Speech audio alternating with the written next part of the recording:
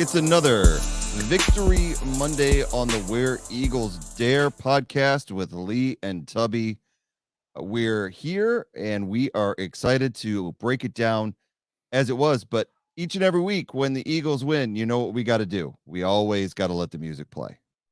Fly, Eagles, fly, on the road to victory. Fly, Eagles, fly, score a touchdown, 1, 2, 3. Hit 'em low, hit 'em high, and watch our Eagles fly. Fly, Eagles, fly, on the road to victory. E-A-G-L-E-S, Eagles! You heard right. The Eagles have won again. I could get used to this, Tubby. I really could. So welcome, everyone, to the Where Eagles Dare podcast with Lee and Tubby. Thanks for joining us, whether it's on YouTube, Twitch, or Facebook Live. And thank you for listening to us each and every week on your podcast providers. We really appreciate it, whether that's Spotify, Apple Podcasts, Amazon Music, Podcaster, Castro, Stitcher, and so many others. Watching the analytics of the pod, and they're just growing, and we really appreciate all those who subscribe to the pod. We got listeners in Canada now, Great Britain, China, like I said before, but I'm not sure how many of those are real. Either that or they're spying on our podcast because we might have some secrets to share. But anyway, we're glad to be here. And I tell you what, Tubby, 3-0, 3 weeks, 3 wins doing this podcast. I could get used to this for an entire season. I don't know about you. How you feeling? I'm feeling good. I'm flying high. You know how I feel, and I'm feeling good, man. The birds are flying high, man. It's a hell of a start to the season, with so many unknowns coming in. So to be sitting here 3-0, I'm not going to say I'm surprised that we're 3-0 because we thought we could win these 3 games. When I say we, I mean I bleed green too. I thought the birds could really win these 3 games, man. Very winnable. And we look like that so far. So, yeah, man, loving the 3-0 start for the birds. Yeah, man, loving it. Loving to see our offense, loving to see our defense. And, man, those green jerseys looking really, really, really nice on Sunday. Yes, sir, man. It's always good when you beat a divisional opponent as well, too, man. It was so much on this game. Again, the Rager thing with the Vikings, like the revenge game, it was kind of silly because Rager's not going to get revenge on us. I mean, Slay had more receptions than Rager did in that game, but this was Carson Wentz. This was the guy that we mortgaged a lot for to put the future of the ball club in the hands, and things didn't work out the way we planned. We ended up still getting a Super Bowl out of it, but it was like, you want to beat this guy. You want Jalen Hurts. If you're Jalen Hurts, you really want to beat this guy. Because you took his job, and he's got something to prove. He had a good first game with the Jaguars, Mm-hmm. And you really wanted to make a statement. And the Eagles, I think, came out with their game faces on. As a matter of fact, I want to point something out as far as game faces is that Nick Sirianni, man, he came out in the Mike Quick jersey. Throwback. Now, what was funny, if you see this whole video, you watch everybody walking in with all the swag on. Mm-hmm. They got the suits, they're looking sharp. And here comes our coach just in a pair of slacks and a Mike Quick jersey. Yeah, I mean, I'm starting to love this guy more and more. Just the things he says and does as a head coach. You could tell that he loves this team. And I think the guys, the team has bought into what Nick Sirianni is preaching. So I think it's huge when your coach does something like that. It just says a little bit about the team, the history of the team, and I think he earns a lot of respect. So, yeah, they came to really to play at Washington. Now, it may not have gone exactly to plan. I mean, you look at the final score, which was indeed 24-8, and really, the Commanders. I'm a hard time. I'm going to get there where I don't say the R word, but the Commanders They didn't score until the final, 2 minutes of the game. So, a touchdown. The safety was a gift. So, you look at the score and you see total dominance. It wasn't a perfect game from the Eagles. It was a really good one. For at least for the second quarter. Oh yeah, The second quarter was near flawless. I will yeah, say that. yeah. The But the second whole quarter, game, man. yeah, Yeah, the whole game absolutely. was kind of it was interesting. It was Yeah, a little it was, I don't know, I would use the word concerning. A lot of people would use the word concerning right now. I'm not going to say that. I will say that it's interesting mhm. to the way the rest of that game played out. I would. I just hope that the birds aren't getting overconfident. That's the only thing that comes into my mind. I think, man. I mean, you look. They had over. They had over 300 yards in the first, and basically just in the second quarter alone. It felt I like know. just like three. I mean, if you really think about that, man, that's like you said, a perfect quarter. It's super explosive. You know what I'm saying? Just where they look like, I think they look around, they go, man, if we're healthy, who can stop us? And it's like they just kind of turn it on and off with their offense. I mean, it's only 3 games, so we need to have a lot more games before we make that definitive of what they're doing. But it just seems like they're very sure of what they're running. They're not getting too down on themselves, even when things aren't working, especially early on. We saw that in the first game of the year against the Lions, and we saw it in the first few drives of the game. But they just never really got down. Hurt started 0-5. I think that one he started like 1-5 or like 2-6 coming to this one, and then all of a sudden he went 12-14 for Right. 200 and something. Just all of a sudden the numbers just go whoa. You just look back, and you go 12 passes. I mean, and 12 passes accumulate over 200 and something yards. You just go, man, it seems like at any moment this offense can really explode. So yeah, man. Really like the command that they have of it. I just wish we finished. It really looked like that gave me that Vikings game where we didn't really do anything in the second half. Even though I never felt like we were going to lose the game. But you're just like, man, this is an opportunity to run stuff. At least run some different stuff. If you're not going to, try to keep the gas on, or at least try to run some different stuff. But I just thought like sometimes we ran plays that just get us hurt, or stupid plays like the screen to Gainwell off his hands. Just little plays like that where you go, ugh, Right. we don't need to get cute here. Let's just play regular football.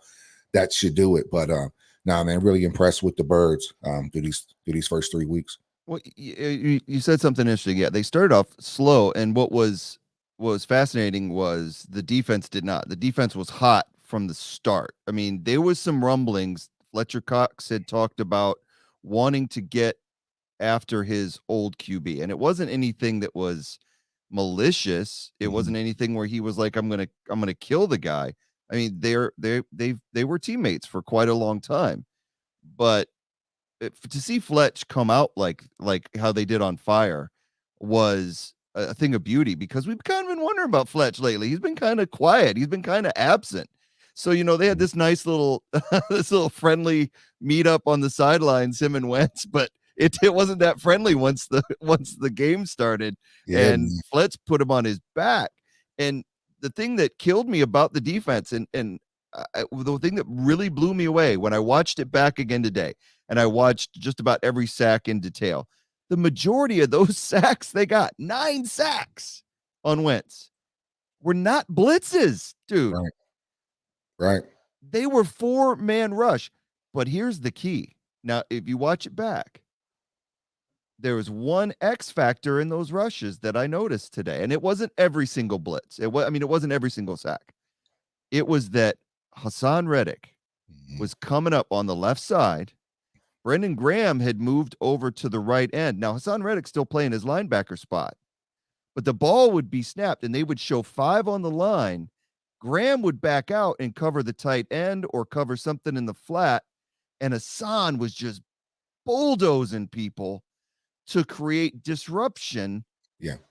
in the backfield. And then you had Fletch and Hargrave going off and Sweat. And yeah, you've seen 7 just firing off the ball, just causing problems. Exactly. You've seen that just number 7 just getting off the ball. Exactly. Mhm. Yeah, man. Hassan Reddick definitely showed out. Yeah, so that blew me away that the Eagles defense came out so on fire that they did to be able to put up the number, right? I mean, they just 2 3 and outs. Well, actually, I think the Commanders moved it a little bit on their second possession, but the concern was that the Eagles offense didn't respond. They were cold on the first couple of possessions. What was interesting was that they didn't run the ball. The both times that they went out, they went on like 3 straight passes, and it was like you started to get frustrated because you're like, all right, guys, let's run the ball. But after that, it was just yeah, like I said, a thing of beauty in the second quarter. They started off with a really good drive, and Hertz was really in command of the offense. One of the things that I've said since I've been watching him this season is that he's more confident, and that makes him dangerous because Mhm. I thought the Commanders played a really good defensive scheme against the Eagles because they Yeah. played a lot of straight up man and they played a lot of tight coverage man, Hmm. which they were going to make Hurts throw into tight windows. And at first, it did rattle him. And another thing that was a little bit of annoying was that St. Juice, he had some really good plays, don't get me wrong. Hmm. But St. Juice and Kendall Fuller were popping people before the ball got there on Yeah. several occasions, Yeah. and it wasn't getting called. I saw one, it might have been the second half. It was in the second half. It was when Devonta was streaking down the field, and St. Juice didn't even look back at the ball and just knocked his hands out of the way Right. before the ball even gets there. And the announcer's going, "Oh, see, that was good. He just waited for his hands to get up." And Hmm. no, that's still pass interference, dude. Still. It's you grabbed and moved his hands before the ball got there. That's pass interference. So I don't care about, if you want to make a play when the guy puts his hands up on the ball, but St. Juice wasn't doing that. But to be fair, the refs weren't calling it the other way as well. It was a very uh officiated game that was very low. There were not a lot of penalty flags. I think there was maybe 5 and 4 on each side. And Mm. they were really like legitimate fouls. There weren't really anything that I was like, okay, that was a bad call. So I'm kind of, on one hand, I was upset that they weren't getting the calls, but on the second hand, I was glad they let him play. And when they did, like I said, going back to Jalen, was going into that tight coverage and that where they're trying to run seams at first. I texted you. I said, "What we need is some slants and screens." Hmm. And what did we get? It was like Shane read my mind. Shane Sticken, the offensive coordinator, read my mind. And next thing you know, he slant to AJ Brown. They had the just the unbelievable pass to Devonta Smith on the sidelines, which may or may not have been a catch. May or may not. What are your thoughts on that play to Devonta that really it really started the momentum in the Eagles' favor, I thought. What did you Yeah, think man. about that? Did you think it was a catch? No, no. If I'm being honest, it wasn't. But it set up our first points of the day. Even when we started that drive out, you got Sanders, and you go quick to AJ. Boom. All right, you go. Okay, man, that's the slant you're talking about. We hit the slant to AJ. Then you start to see they go to the no huddle. That's what I thought was the biggest difference. Was once they did complete that slant to AJ, they jumped right on it, went into the no huddle, and I thought that's when the Eagles looked at their best in the offense. Is when they were able to string together a couple first downs, and then you would just see, like when we got past the 50, it would just go no huddle. And I think they weren't really ready for that. Just that constant, like you said, command, the confidence. You got to be pretty confident to run a no huddle. That means you're able to communicate on the fly, pop, pop, pop, check downs, audibles, line changes, all of that stuff right there on the fly. You know, so I thought that's what, because the one that Smith, the long pass, that was a no huddle. Mhm. Yeah, as soon as AJ gets up, boom, he gets the ball, no huddle, bang, right over the top. So they're kind of like, whoa, we just got hit with AJ across foot slant over the top. And then we ran that really quick play just to get it out to Dallas Goedert so they wouldn't challenge the play. So, but then, we ended up getting a field goal, but at least you're like, okay, now we're moving the ball. Granted, it's the third drive of the game for the Eagles. There was no panic necessarily, but you just want to see a little something different. You're like, all right, man, we're throwing in the tight coverage with the man. Let's do a little something different. Let's try to move them laterally, and I thought that helped out a lot. throughout that entire day. One of the best ones was when Smith ran that drag route and Pascal ran the pick but didn't touch him and got right out the way. That's when you're clicking. He knows it's coming. He knows to get out the way. Veteran move. That's why you go out and pick up guys like Pascal, because JJ may hold there. Remember last year, JJ would get caught. Oh yeah, all JJ would get caught right there, and that would get that illegal pick or offensive pass interference, and that play would get called back. But you put a guy like Pascal in there, and he makes the right play, pick, sends the corner around. It was a lot of really, really, really good things I thought Jalen did well. Here's another thing that may go underrated. Remember when the AJ Brown touchdown, right? You look across, and he has to trust that it's man. He has to trust that they're in man, or you can't throw the ball to AJ, because the other guy it's almost like a dance. It's almost like, okay, both these guys are going to run to the left and AJ should be open. And it works. So, that's some underrated things, just the vision of Hurt saying, okay, they're in man, so I have AJ here, because you think they're in zone, that ball's picked. If any of those guys drop in zone, that ball to AJ is picked. He goes, okay, I'm not going to lead AJ. I'm not going to make it tight and put it just right on him. Boom, third down. Just made an incredible play. By the time he caught it, he was down there at the first down. He threw it early enough, but as soon as AJ caught all that momentum, he just falls right in. So that was one thing I thought Jalen did well, was just the confidence to, this is man, I'm just going to trust my eyes. I got this receiver out here, AJ. We're going to run it right, and it worked, man. And so that was a nice touchdown. But going into this game, Carson Wentz getting pressure on Carson was everything. We've seen what happened the week before. Remember, that was kind of one of the things that if we don't get pressure on Carson, we deserve whatever he does to us. And then look at that. They show up with 9 sacks. A lot of key sacks came on third down, third and five early. That's what we saw different from the Eagles in this game. Those third downs where guys were just kind of running on us or just getting that little run play or something that let us down. That pocket just collapsed, man. It was beautiful seeing 7 run off that line, man. Graham was balling 2.5 sacks on the day. I mean, they really stepped up and showed out. And they really put a beating on Carson all day. it never stopped, and it was a good thing too, because like we talked about, the offense did get a little stagnant in the second half. The thing that is about that defense is that I have to say, for the second straight week, Gannon mixed up his coverages. I thought he disguised the coverages well, and that's the thing, that we had Wentz here. We know what he's like. We know that he doesn't read coverages well. He holds on to the ball too long when he gets confused, and they played into that. So like you said, what is really, really like what you said there was that on third down, we still came with pressure. We didn't hang back like we had normally done in the past and play this, okay, well, it's 3rd and 10, let's play zone. Because when you play that deep zone, you can't get enough speed to make a tackle. You let him catch something for a 7-yard underneath, and then you end up giving up a first down. When you play that pressure, and even with 4 guys, but you're stunting, you're having one guy come in and Graham back up, or vice versa, you're putting them off balance. And I don't know if the Commanders have injuries on their line or what, but that line did not look good. It looked like they were on their heels the entire game. And talking about AJ Brown, another thing I like right after that, this is the true man right here, a friggin' beast. After he scored that touchdown, they get the Batman flag. Yeah, man. I absolutely loved it to make it 17-0, but it was such a huge drive because it meant so much, because they get the field goal after the Devonta Smith catch. But then they get the strip sack, which was just huge. It had to capitalize on it. Beautiful. The call, like, I think I might have texted you right before I said, that we need a screen here or something. And they go the screen to Goddard.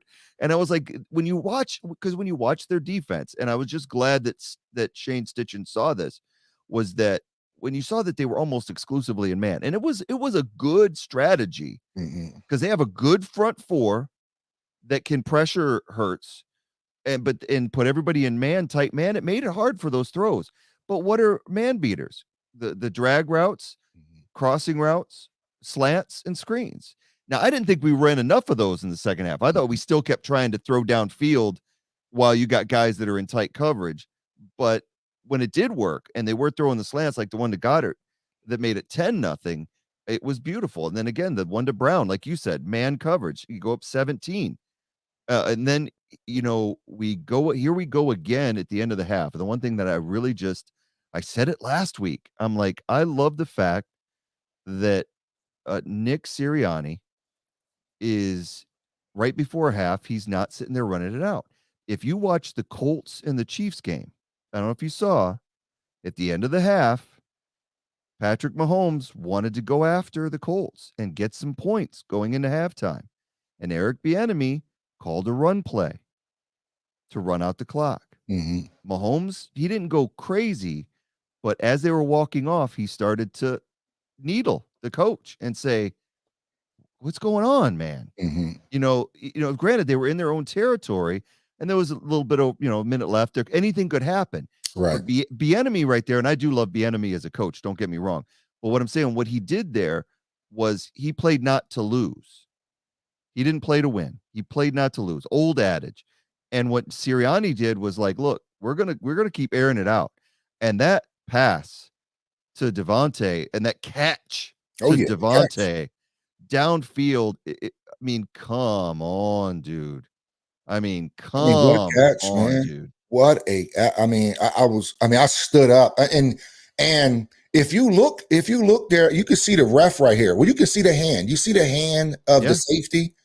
That means if Jalen puts the ball a little further, that safety has a chance at that ball. He almost put it high point. I don't think there was anywhere else you could have put the ball. Exactly. If you look, you have a receiver, you have a defender behind, you have a defender right on top. Like I said, hand right on Smith's back. If Jalen even puts that ball a yard further out, now where he's trying to stretch for it versus just, this is a Heisman, right? These are the guys, these are the special talent guys that win the Heisman Trophy, man. This play alone, the Slim Reaper himself. Exactly. That's very Slim Reaper like. And if you didn't think this one was, the next play was. Oh, jeez. Well, and that one in itself, come on, how can you unpack that? Eagles are making really bad play calls. They try the shuttle pass and it goes into the dirt. Could have been a horrible play. They try to run a RPO with Boston Scott, and that doesn't go anywhere. And then the clock's running. It's not running on the screen, but it is running for real at the stadium. And they get to play off with 1 second, and they're going for it on fourth down. They could have easily. Now, I'll be honest with you. I've said this before. In that situation, I'm happy to go up 20-0 going into half. Right. I'm more than happy, especially the way your defense is playing. But not Sirianni. Nope. We're going to put it in our defense, and if we go in 17, we go in 17. Instead, Hurts does the same thing, puts it only where Devonta can get it. Almost same type of catch. But this single coverage, man, on Fuller, right in the corner of the end zone. Just a thing of beauty. Probably one of my favorite highlights of the season already. Then you go into the halftime now with another Batman, skinny Batman running around with the cape, and it was going into halftime. I felt on top of the world. I was like, you felt like you did when you were in the NFC Championship game playing against the Vikings, and you went into halftime up, 24-7 that game, back in 17. You felt like, okay, all we got to do is some things right in the second half, and we got this put away. Now, it could have gone horribly wrong in the second half because they came out. I thought, actually, to be honest with you, watching the game back today, I thought a lot of people are criticizing their second half offense, and with good reason. But I thought that the offense played adequately in the second half. They come out with that big play to Calcaterra. You were in the first possession of the second half. They got all the way down to the 35-yard line. Yeah. The problem was that, and I'm not going to judge them too harshly on this. They're running Gainwell, and I said it to you. I just didn't want to see Gainwell unless he's spelling Sanders. I want to see Sanders first and foremost. Do not trot Gainwell out there when he's the primary back. I'm like, I don't get that. Sanders is your primary back. If Sanders is gassed, yeah, throw in Gainwell or Scott. But you're throwing Gainwell out there who's getting stuffed behind the line. You're running into the teeth of a front four. When Sanders was running to the edge, he was getting more ground, but yet Shane was running right up the middle into this really good front four. Montez Sweat is no joke, and you were running right at him. And so it was kind of like you get to the 35 and then you run and it doesn't go anywhere. So then you back up, run a play action, and then Hurts takes a big sack. 9 yards. Yeah, and puts him completely out. And then again, then the next play, Devonta Smith down the sideline, Zhoosh knocks his hands out of the way, and they don't call anything. So that possession to start the second half, they could have been up 31-0. And then every possession after that, if you watch game back, they move the ball.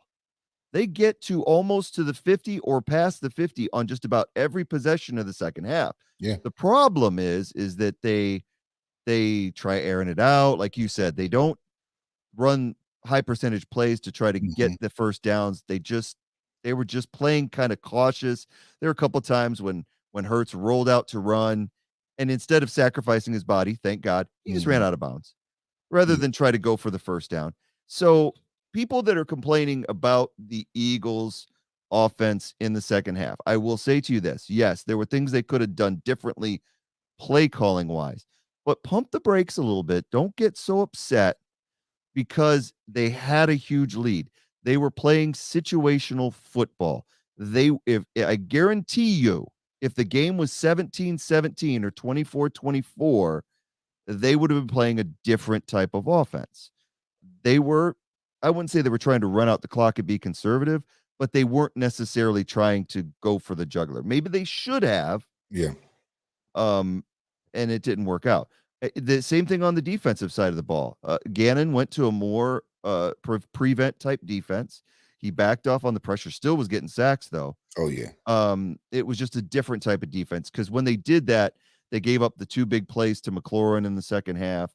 And I was disappointed in that. Yeah. But again, without the safety, which again came from a huge 4th down stop by the Eagles on the goal line. And that was after a huge pass to McLaurin. Without the safety there, which again we talked about on text, was like, why are they running the ball to Sanders, or it was actually Scott in the end zone? Made no sense.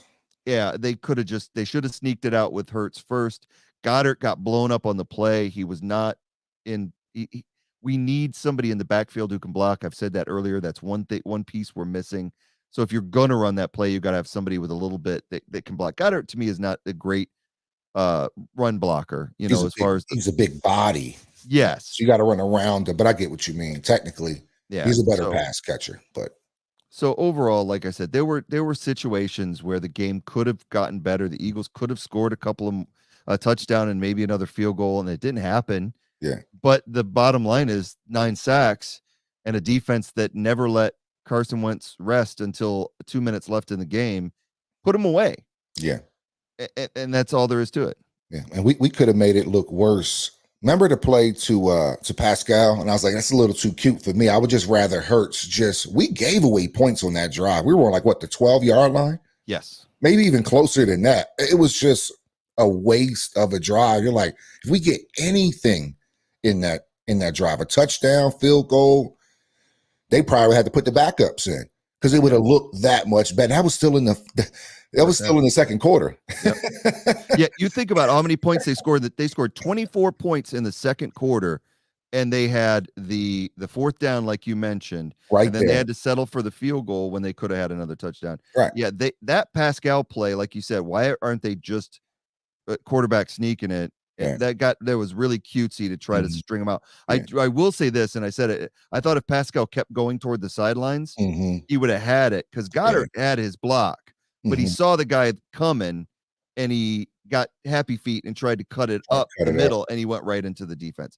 So but the hindsight 2020, right. It wasn't a great call, like you said. It wasn't. We were just saying like how much more we could have dominated them if we just did the basic stuff. If you look at our line on that play, our line that got the first down, they pushed Washington way back These guys were on the field all game. You have to let your line eat right there. I mean, not all game. I know it was the second half, but we were beating them down. Carson was just coming right off the field.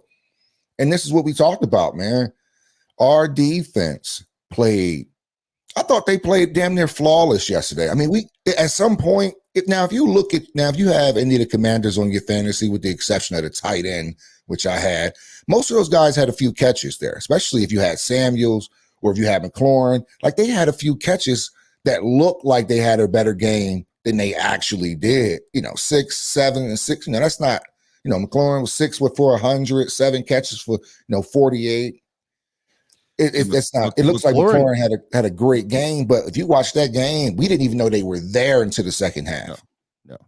Well, I talked about the two big plays to McLaurin near the end of the game, and that was garbage time stuff. But he did have over 100 yards receiving. Outside of that, you had Samuel with 48 yards. He had a couple of big plays at the end of the game. He had the really good play to open the game on the running game. I thought, we might be in trouble if they're going to start doing that. What cracked me up was that the Commanders could have run more. Gibson shows there that, he had 12 carries for 38 yards, but early on they were running the ball pretty well, and then they put the ball in Carson Wentz's hands because they ran the reverse to Samuel. They could have put us off balance, but instead they chose conventional just to let Wentz take over, and that was not the right move. But yeah, looking at the stats, the only Samuel had 48 yards, McKissick 32 out of the backfield. So outside of that, Dotson 10 yards receiving, for crying out loud. So yeah, total dominance. I mean, you look at Wentz's numbers here, 25 of 43 for 211 yards. But if you look at near the end of the third quarter, I don't know if you saw the stat, it showed total yards, and it was like 380 something for the Eagles, 383 passing yards. Yeah, it was like, it was like 333 to negative one. Yeah.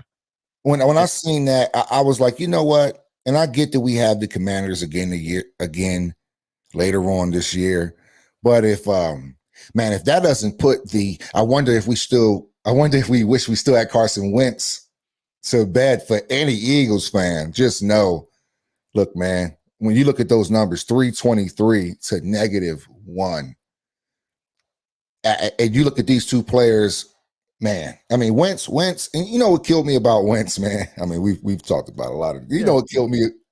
Killed me about Wentz, man. In the post game, I have to get better. I'm like, damn, he's been saying that for like 6 years straight. The same. You just took 9 sacks, bruh. Yeah, 9 sacks. Get the ball away. He still has that signature strip fumble. I mean, all his signatures, 2 of those. He had 2 of them. 2 of those signatures, just strip fumbles, 9 sacks, and all you can say, I have to get better. Look, we need something more specific, sir.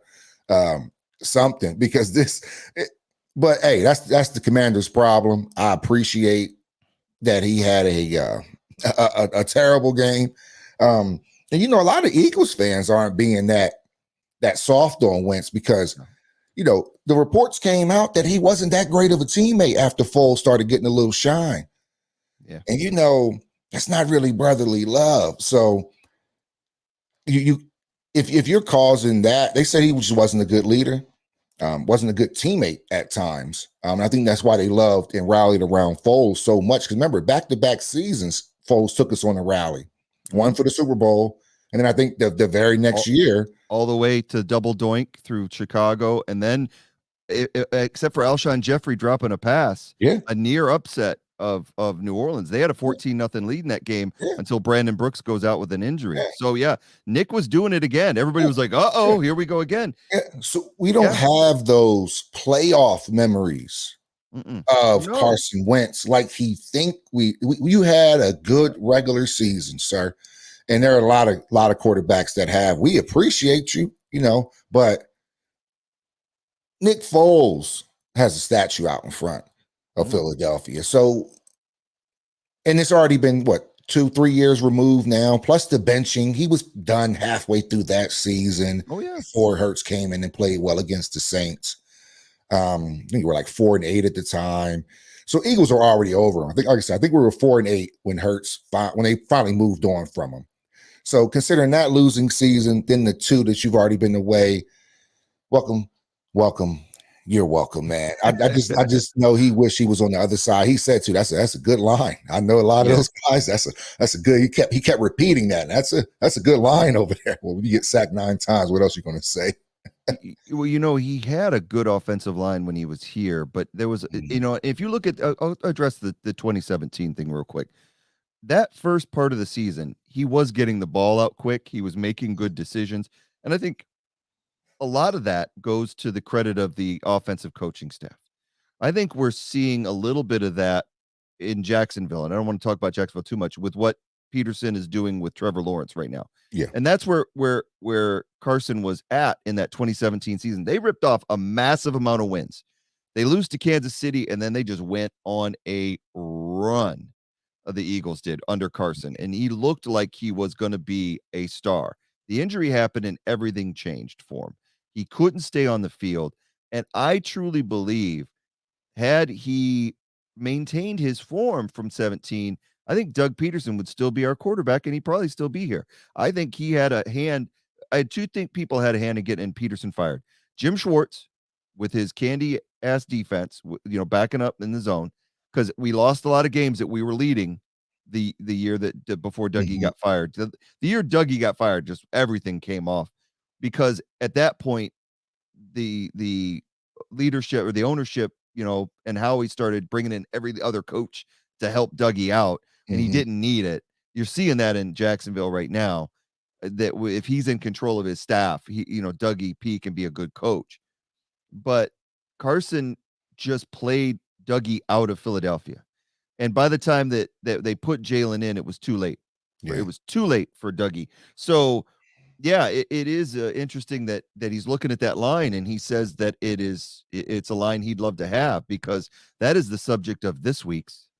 Hell to the no, to the no, no, no, no. Hell no, to the no, no. Hell to the no, no. This is. I don't. A bit much. I can't even. Really, I can't even describe this photo. You just have to know. If you know, you know. And for those that are listening on the podcast, can't see it, we'll put it on there for you guys to look at as the title screen. But he was owned. Let's just put it that way. You look at this image. If you know, you know. This meme has been floating around the internet for quite a while. But as soon as you said this to me, I was like, man, who was even thinking about that? Like, that was what got me. Like, how are you thinking about this? The first thing you thought about after the game was like that. Like, that was what tripped me out. It was like, that's the first thing some kid in his grandma's basement thought about right after the game. I just thought that was so crazy, man. That always kills me. The internet's undefeated, man. This is the best. I've seen the meme 100 times with other different examples, but for this to come out immediately after the game, this is the best representation of that meme I have ever seen. This is one of probably my all-time favorites. Hell to the Nas. I laughed for a solid 15 minutes when I saw it, and I had to send it to you right off the bat. I'm like, without a doubt, that's the hell to the Nas for this week. But he got a beat down. Now the question remains, for Carson, is this it? I mean, if he does not bounce back from this and start playing some ball, he may find himself as an eternal backup. We won't be completely out of the league. Somebody will get him somewhere, but he'll probably, Washington's going to be looking elsewhere if this continues, if he doesn't go down there. Yeah. So overall, I mean, we've touched on just about everything from this game. It was a great game for the Eagles. There was some, and I want to ask you before we go, just because I talked about it, but I didn't get your take on it. Are there any concerns? You did mention a little bit of just the play calling. Is there any concerns with the offense not being able to score any points in the second half? Man, I mean, absolutely, because it plays to the mindset of just finishing. And I don't think that's just an offense. I think that's a team thing. I think that's how the vibes that Sirianni is giving off. Shane, maybe making these guys too comfortable. After they have these great outings. I mean, you look up, your team down there puts up 300 yards in one quarter. You feel like you can take the gas off. I think it's all situational. I think if a team is competing with us and we can't score, then that's a problem. but right now it hasn't been it. So remember I text you. I said, man, part of me wants more points, but the other part wants them to just get out of there healthy. He was like, oh, I have the latter, because it came to a point where it's like, man, are they playing to just kind of get out of here healthy? I don't know, man. When you look around that locker room and you have, just stacked up on defense. TJ Edwards with 10 tackles, Kazir White with 9 tackles, Smith with 8 for 169, AJ 5 for 85. You look at these numbers. Smith had a day in one half. Mm-hmm. So I just think it's kind of like human nature, just to kind of take the foot off the gas. I really do. I think it's like human nature. And I think that's why so many teams came back the week before when it was madness, because I just think guys start picking up the sunflower seeds on the sideline. You eating and you talking about where you're going after the game. Next thing you know, you look up, it's a tie ball game. Now you can't get back into that savage mode that you come out with. So, yeah, man, it is a concern because you want your team to finish. You want them to finish, because that's what championship teams do. That's what, one thing the Patriots did for all those years, they finished games. Belichick finished games. They always did things unconventional. Like, man, you still have Brady in 2 minutes to go? Yeah, I want him to know that he's always going to be in. There's never a time to let up. I don't care what the score is. You remember Belichick used to do that? Send Brady out there 3 minutes to go. They up 30. And you're like, what? It's a mindset. I don't want you to ever pick up those bags of sunflower seeds unless you're walking into the locker room and the zeros on the scoreboard. So that goes to the young coach more than the offense. We know what the offense can do. I put that on maybe Sirianni's he's getting too happy. We have a younger coach, quirky guy. He's probably making these guys feel real comfortable. And I think that's what that's more attributed to, because the whole play calling just changes. Everything just kind of shuts down a little bit. It's like they try to go for the jugular, like those first 2 drives, and it was like, whatever. We're still sacking Wentz. He's not doing anything. So is it a concern? Yeah, man, because we're just showing like flashes of a really good team. We haven't put together a full, it's kind of like golf. You can birdie one hole, but what about the rest of the holes? You got to put together that full 18, going out and coming back, that full 18. So, and I like what Sirianni said, after this, he said, hey, it's like a championship fight. It's a 17-round fight or 18-round fight, 17 games, right? He's like, this is just one round. We're going to rest, talk in the corner, clean up. And he said, I know Jalen's going to come in here and tell you guys forget about this game, but I'm telling you, enjoy it a little bit, sit down, think about it, and then we'll get up for round number 4 in Jacksonville. And I thought that was really fitting and a good way to close out the week. It's funny that you bring that up because I was watching Good Morning Football this morning and got to see the full Jalen Hurts interview after the game. And he said, like you said, Jalen's going to tell everybody forget about it. They asked, how do you feel about the performance and put him away? And the first words out of his mouth was, well, we missed a lot of opportunities in the second half. We could have scored some points. There's things that we're going to have to work on. And that's the thing that, you know what, I said it in the off season. I'm all in with this guy. I'm all in. And if you're not, you're really missing out. You're really missing out. As an Eagles fan, because I've been on the message boards. I'm not immune to it. And if I go on the message boards and I see Jalen throws for 388 or whatever he did this week, and it was like, yeah, but no points in the second half. Mm-hmm. Yeah, but this. All right, if you're gonna keep going, but yourself rooting for the Cowboys, please, because I get being a negative Eagles fan. I've been one my whole life. The sky is falling. But when I've been a negative Eagles fan, it's because of legit concerns. It's because there are problems. If you can't enjoy a 3-0 start to the season and you're going to find excuses for why they suck, I don't want you as a fellow fan. Yeah. I said it last week. The Jalen Hurts bandwagon is boarding. If you're off it, you're off it. Stay off of it. Because I don't want you on it. And to hear Jalen say that, it made me love him even more. Because I said it last week. I've said it 3 weeks in a row. He is the hardest worker right now in the NFL. He is putting in the work for a championship, and he's showing it. So, like I said, right now it's a great partnership between him and Sirianni. So, yeah, while I am concerned a little bit Yeah. about no points in the second half, I am confident that they are going to work on it this week. I really believe so. Yeah. They're gonna fix it.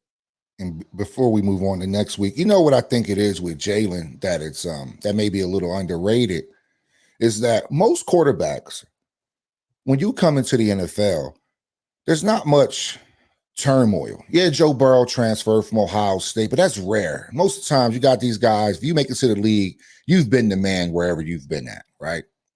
But Jalen had so much success early as a true freshman at Alabama, to his, just true freshman, man. He's already starting for Alabama.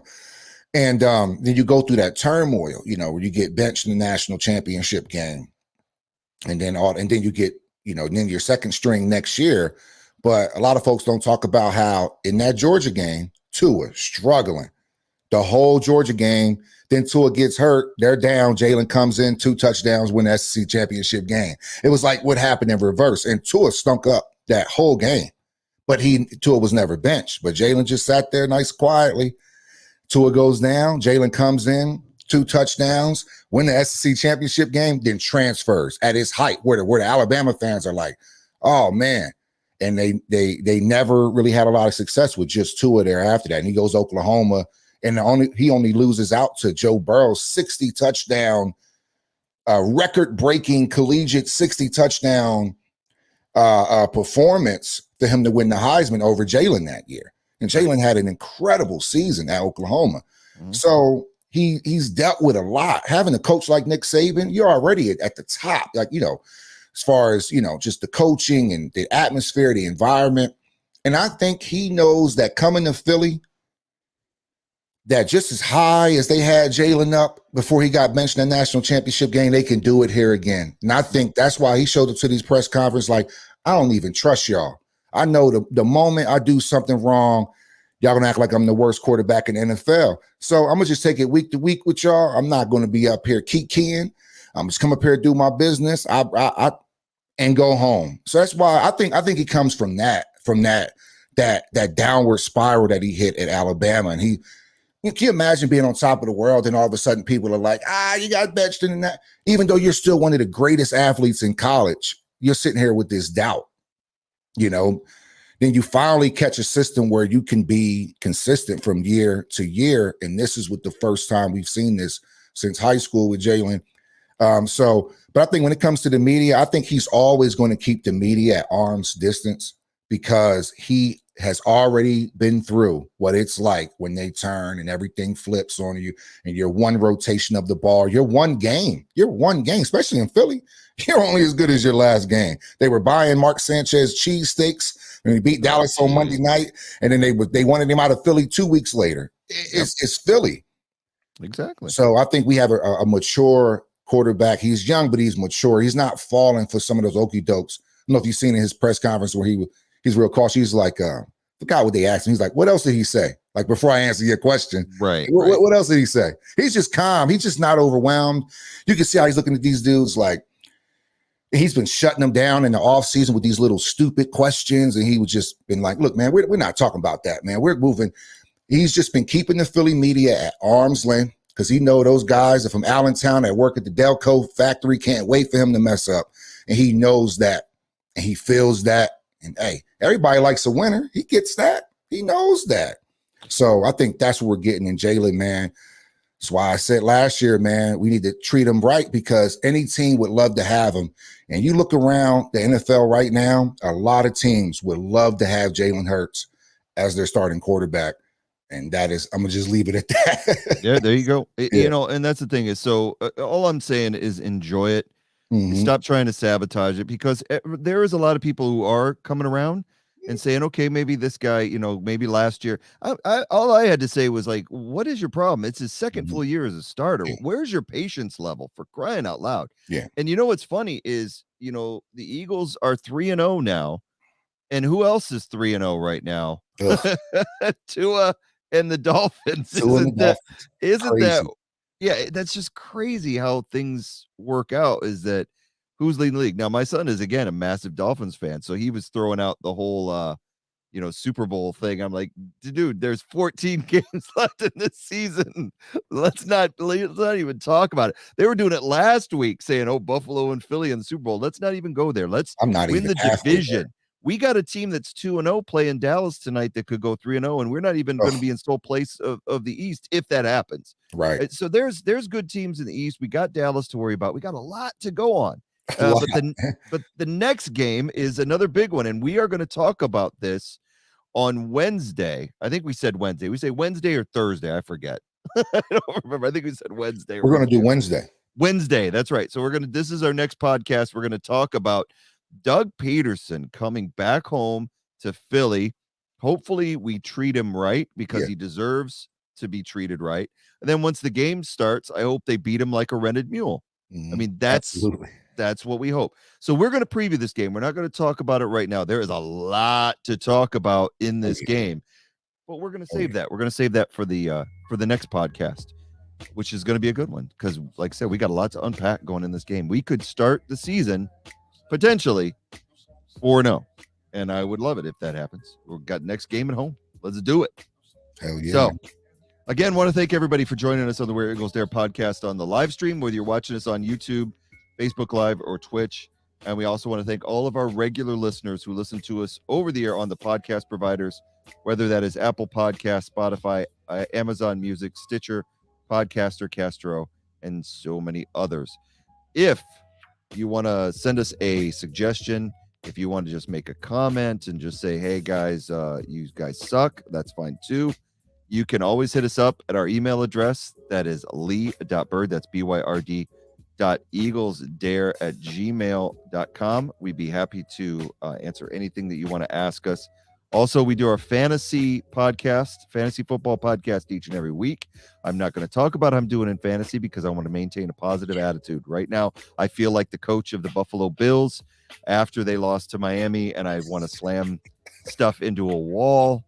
But let's just leave it there. But we do a fantasy football podcast. We're going to have ours this week, Friday night at 6:00 on the live stream. So if you need fantasy football advice, you can reach us there. And get it from Tubby. Don't get it from me. I mean, I don't have bad advice. I just don't have good players. I have Devonta Smith on my bench this week for 30 points. So, yeah, I'm not feeling too good. But it is what it is. Regardless, we're glad to have each and every one of you here each and every week, and we appreciate it. So, I'm going to turn it over for Tubby for his final words of the day. Yeah, man. I appreciate everybody stopping by the Where Eagles Dare podcast. Unfortunately, I have to root for the Dallas Cowboys defense and Saquon Barkley tonight to win my fantasy football matchup. So I still need help from the Cowboys and the Giants. Go figure that. So as always, fly, Eagles, fly. And go Birds. And I'm just going to say, I just want the ground to open up and swallow both teams tonight on Monday Night Football. And then it just be the Commanders and the Eagles the rest of the way. And we just go, what happened to the Giants and the Cowboys? I don't know, ground open up, swallow them both. And Tubby wins this fantasy league because they're just gone. They're gone. We don't have to worry about them anymore. It's just one of those natural disasters. Maybe we can get the hurricane to go right through. Oh God! Oh man! No. Okay, I went dark there. But anyway, I'll just leave right there. To be safe from Hurricane Ian if it hits your shores. Hey, we over here at their podcast are praying for your safety. Okay. Yes. As always, Eagles 3-0. Fly, Eagles, fly. And go Birds. We'll see you in a couple of days, guys.